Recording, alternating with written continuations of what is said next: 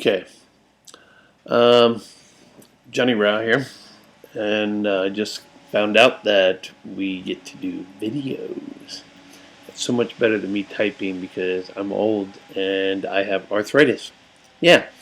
So anyway, let's talk about the 5 things that are important to future AEMT students as a takeaway from Module 2. Module 2 is interesting because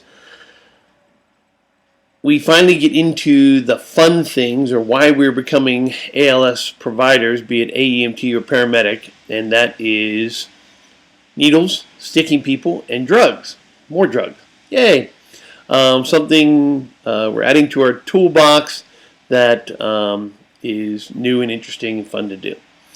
But I don't think that's the takeaway or the important takeaway from Module 2. Yes, being proficient in those skill sets is very important.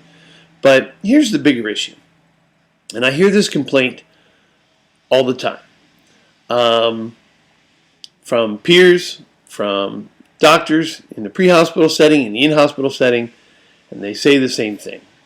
We have a lot of ALS providers that know the skill set, but have absolutely no clue why they're doing what they're doing, or what's the patient presentation that dictated this. They are merely acting out of protocol response, and that's a problem. So let's talk about that, and I think the front side of Module 2 is the more important. 5 things. 1, first and foremost, don't sound like an asshat. Know what you're talking about. Know proper medical terminology. That's so important. Because if you sound like an idiot, you're going to be perceived as an idiot. And I see it happen all the time. If I'm the 3rd EMT into the trauma suite that day, and I've been preceded by 2 idiots, the doctors and nurses are going to perceive me as an idiot. Why? Because they're like, here's another one of these EMTs who doesn't have any clue about what they're talking about. We're just going to discount him and disregard him and figure it out on our own. That's a problem. So use proper medical terminology and know what you're talking about. In my own life, I was challenged by a paramedic one day after I gave him a radio report, and then he got on board my truck, and I gave him a verbal report. My patient was circling the drain, major rectal bleed, and he looked at me and said, "Now, that's the second time you've said that. 2 cc's of blood?" And I realized what I had said, and I was like, oh no. 2 liters. 2 liters of blood was on the mattress underneath her rectum when I encountered the patient. And I'm sure you can appreciate the difference between 2 cc's and 2 liters. Made myself look like a total idiot. So don't do that.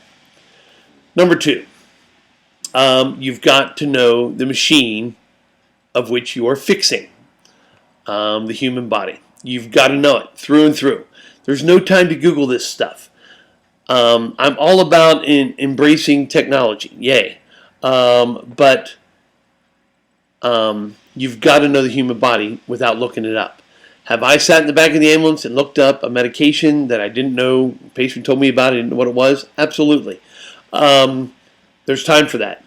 You've got to know the machine in here, and there's no time to look it up. So the patient is presenting a certain way, and this is the way it should normally be, and it's not. Why is that happening? What systems are affected? Is it here? Is it here? Is it here? Or is it a multiplicity thereof? You've got to know the machine. 3 and 4, with that, actually Angelo does a great job in the A&P section breaking down acidotic and alkalinic situations. Know the difference between a metabolic problem and a respiratory problem. That's very important, and that's going to play into the final one. So those are the first 4. Know your terminology, know what you're saying, what you're talking about. Know the body, this machine we're fixing. Pay attention to metabolic acidosis and alkalinic type situations, as well as respiratory.